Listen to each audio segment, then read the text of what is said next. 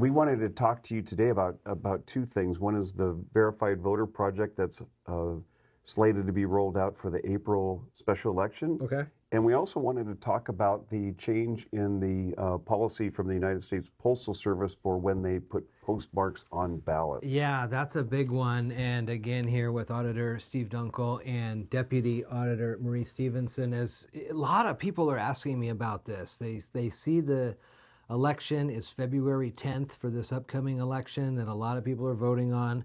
But then they're starting to see things on social media like, oh, make sure you get it in the mail by this day because it has to get processed. Right. It's no longer, if it's handed off, right, you're good to go. So what's the change on So just to kind of take you through it, it used to be that when mail was routed from the local post office or to and from the local post office, it would go to the processing distribution center, which for us is in Tacoma. And for ballots, when they would arrive at the distribution center, they would get postmarked when they arrived. Right. Now the Postal Service says we've changed our process, changed our policy to where mail gets postmarked when it leaves. So what that does is it adds the flow time for the duration where the mail is at the processing distribution center and pushes that time and date out. That puts the on-time receipt of ballots at risk because we have to have them back 8 o'clock on election day, either through the drop box or they have to be postmarked on election day At for the us to latest, yes. for us to accept them as on time. If it's after election day, the ballots are rejected as too late. And that's even if someone puts it in their traditional mailbox on the 7th or 8th. So what, do you have an idea of the time it takes to get up there and through? So USPS is recommending to allow for at least 1 week. So 7 days. Wow. Get it in, drop it in the mailbox or in, the blue box or at the post office.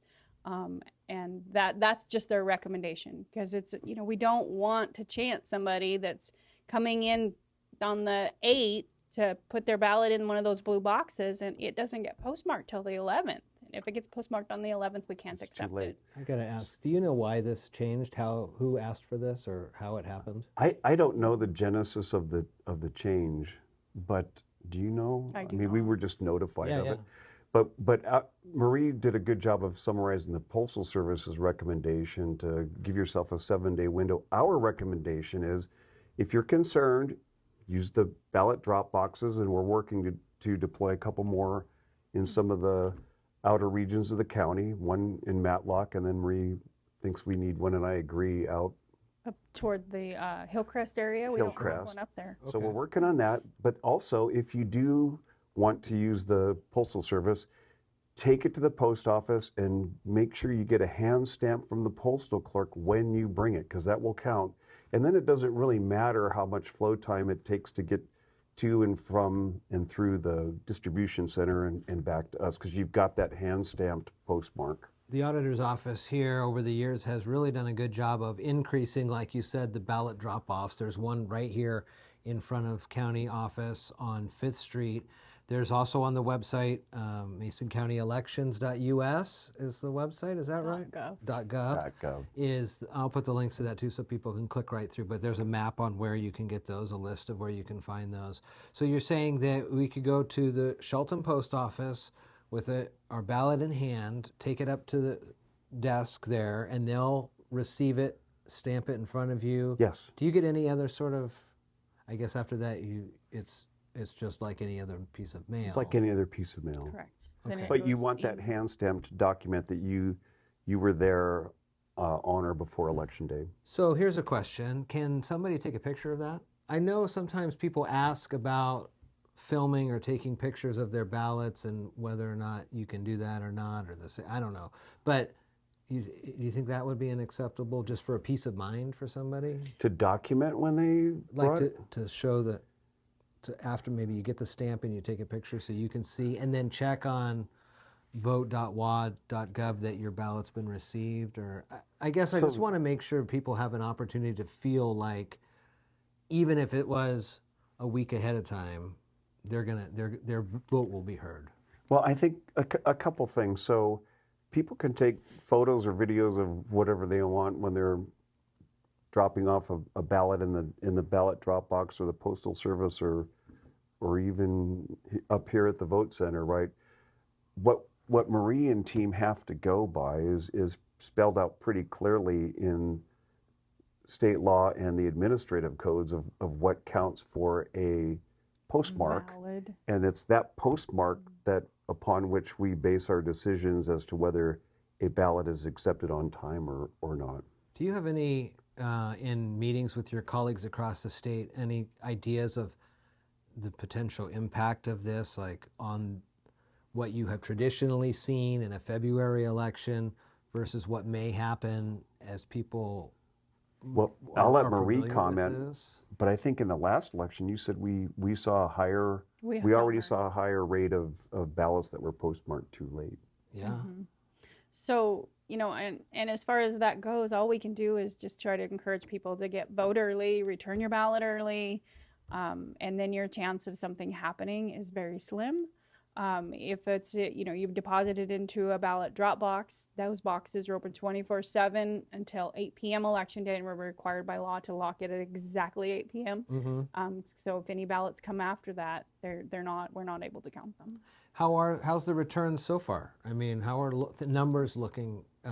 It's been a week or so since the ballots have been out for folks. So ballots, of course, went out on the 20th.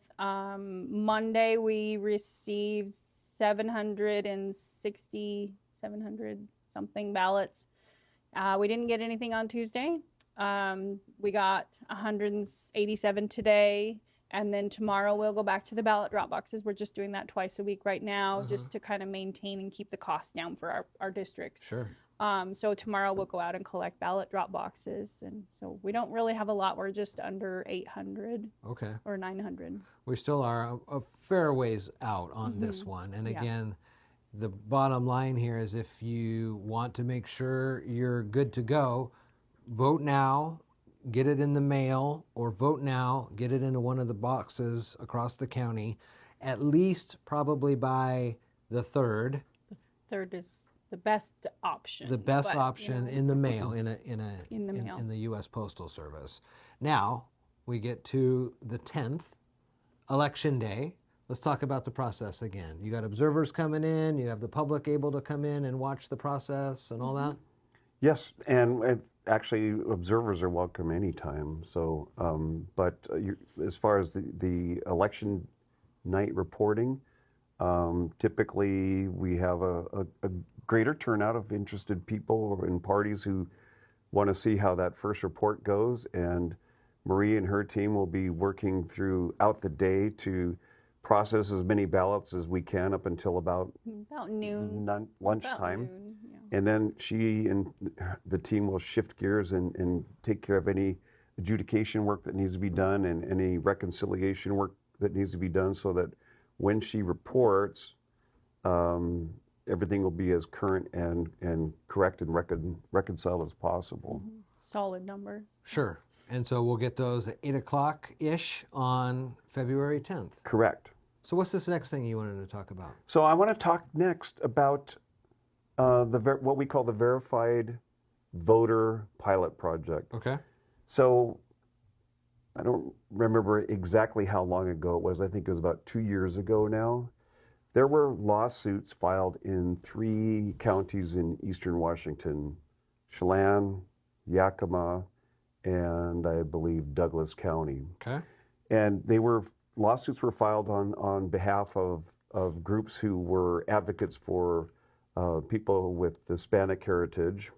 I don't remember the names of the organizations, but their assertion is that there was a higher percentage of rejected ballots for voters with Hispanic surnames. So they were asserting that there was a racial bias being introduced into their signature review and acceptance process. So Hold on. Let's go step by step on this. Yeah. So on the back of your ballots, do you have a sample all right? Oh, I don't need to see I mean the anybody's envelopes? signature. Yeah, the envelope. look Yeah, at your I do. signature, Jeff. Well, I bring it up because I remember I had to go in one time Yeah. and verify my signature. So on the back of the ballots, So on a You- regular On a return envelope. Return envelopes, you There's a put- declaration. Now, it's Yep. a lot like that. You put your name, and then you print your name, and then you sign your name. And if the signed name doesn't match what's on file, and I know people's stuff changes and Sure. especially on your driver's license, you want to make sure it looks real nice and cursive, and then you get to it and you kind of do Right, this. or when I'm signing my credit card receipt. Sure, you're just like, get it out of here. But they go through a process. Yes. And they check, and then that's one of the things. Your ballot goes off to the side, and they have a list, and they contact you. And So our say, process is the ballots get scanned through that scanning machine behind the camera. Uh-huh. I invite everybody to come down and check out the scanning machine, but it will go into the database in VoteWA and pull an image. Well, first of all, capture an image of the envelope, and then we'll also pull the image for the signatures on file in VoteWA, create a file of all the ballots that were submitted in a batch, and then for the ones that it accepts or matches, it sends it off to our signature verifiers, right? And then they will go through signature by signature, ballot by ballot, and make the determination whether they believe that the signature matches or not. Marie and I are intent on always having human eyes drive that process. And the signatures that you mentioned on VoteWA, that's behind a security, right? That's not open to the public. No, it's not. Yeah, yeah. Nope.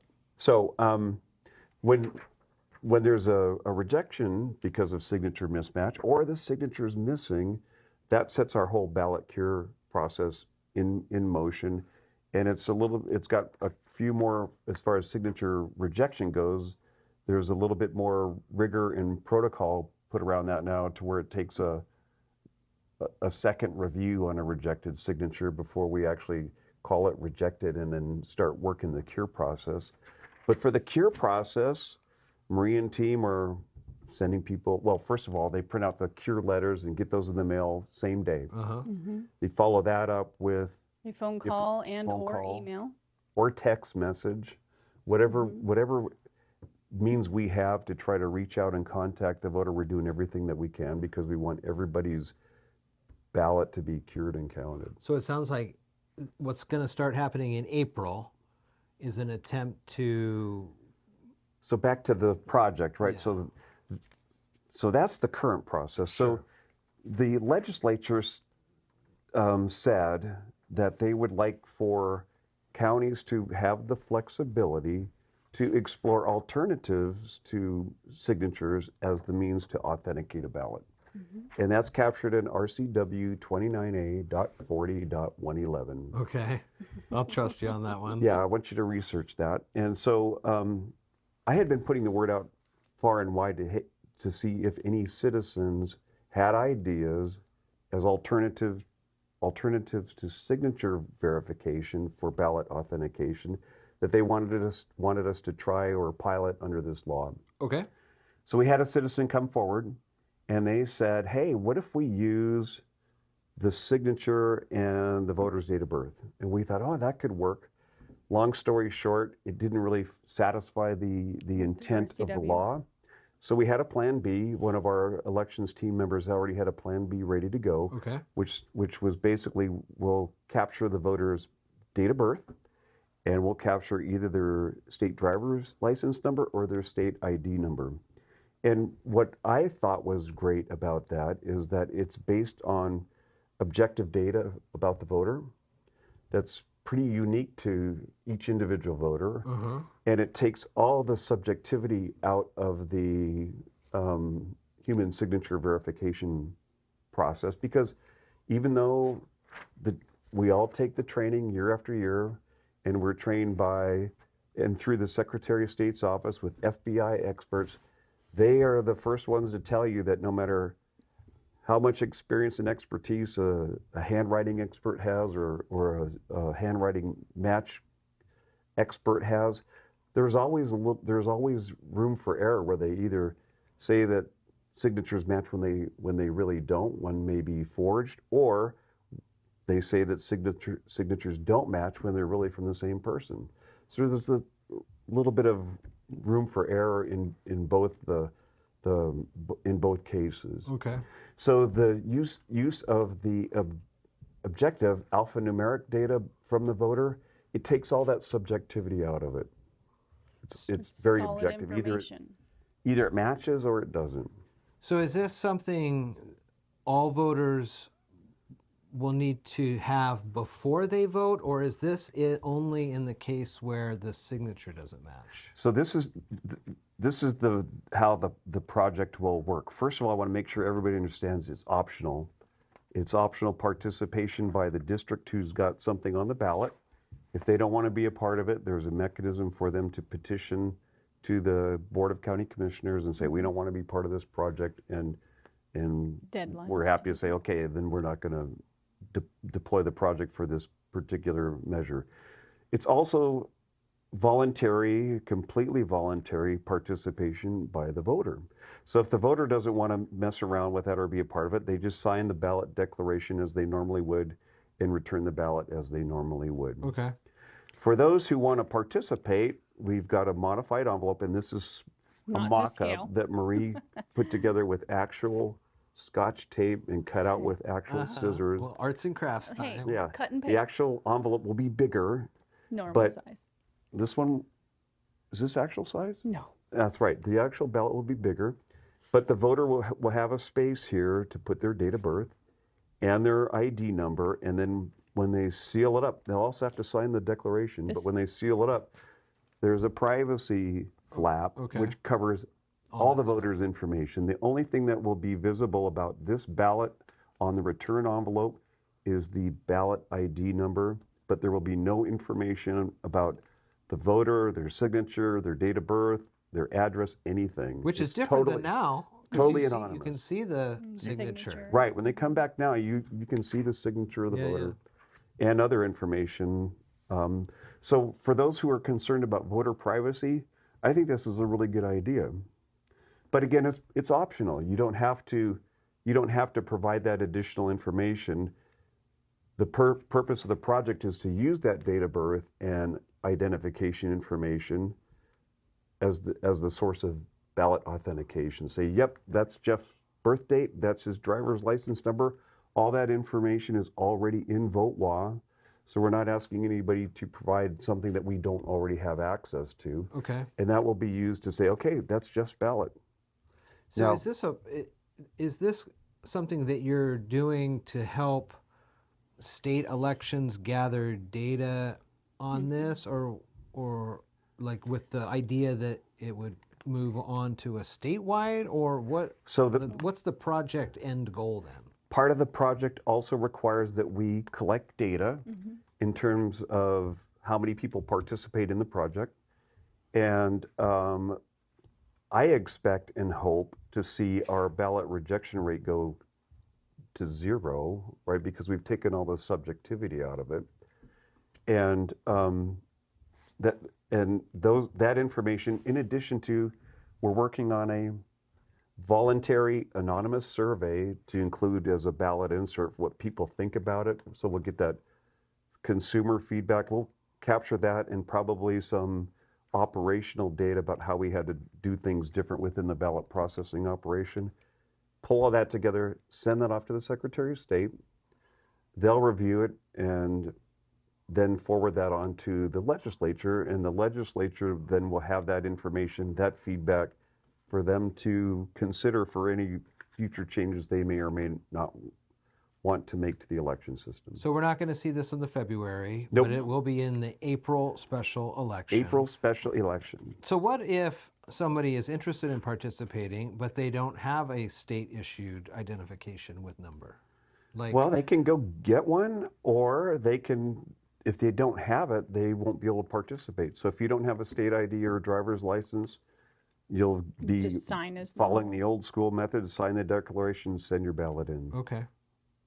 And again, this is so the idea came from voter groups that felt a certain type of last name was being overly analyzed or put off to the side for curing. That was the assertion behind the lawsuits in Chelan, Yakima, and Douglas counties. Not here, Right. not in Mason. We're just moving out with the trial of an idea from a citizen You've heard me say before, elections belong to the people, and I want to get as much citizen involvement in our elections process as possible. So the idea was accepted by the Secretary of State, and so we're going to give it a go. Are other counties trying different things? Yes. King County has tried, and I believe Pierce County and Spokane County have tried methods where there's an electronic-based mechanism. I don't fully understand it. I haven't really looked into it because we were working on our own little idea. So other counties are trying other things. I like the paper article for a couple reasons. One, it's observable. When observers are in the room, they can see how things are being processed and that they're being processed properly. And also, if there's ever a question or an issue or a challenge to the election, it's auditable. We've got it, right? And we keep it for the period of the required period for record retention for that election. So it's good to have, in my mind, it's good to have the paper article available and in hand. You know, with every side of these issues, there's the for side and the against side. What would someone's against side be on this? Well, the against side people are thinking that somehow this will be an incremental step to requiring some additional form of identification for people to vote. That's not what this project is about. And the information, again, that goes on this envelope for this project is already in the database from when people registered to vote.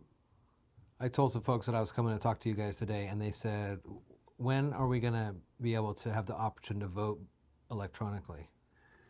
We give our banking information freely over our phones. We have face recognition on IDs and things like that.